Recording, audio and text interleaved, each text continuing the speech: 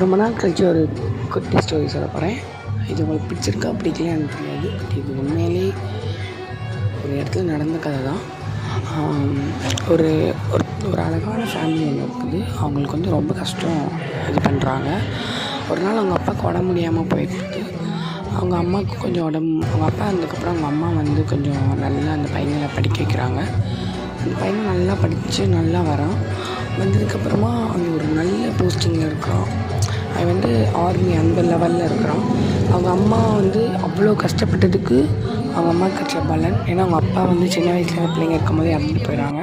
அந்த பையன் நல்ல ஒரு ஆர்மியில் இருந்து நல்லா வரான்.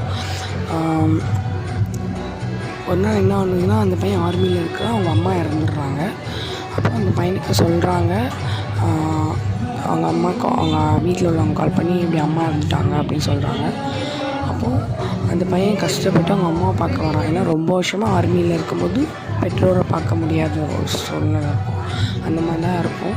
அப்போ அவங்க அம்மாவை பார்க்க வரும்போது அவங்க அம்மாவை அவ்வளோ லவ் பண்ணியிருப்பான் போல், அவ்வளோ மிஸ் பண்ணியிருப்பான் போல், அவ்வளோ ஸ்ட்ரகிளில் இருந்திருப்பான் போல்.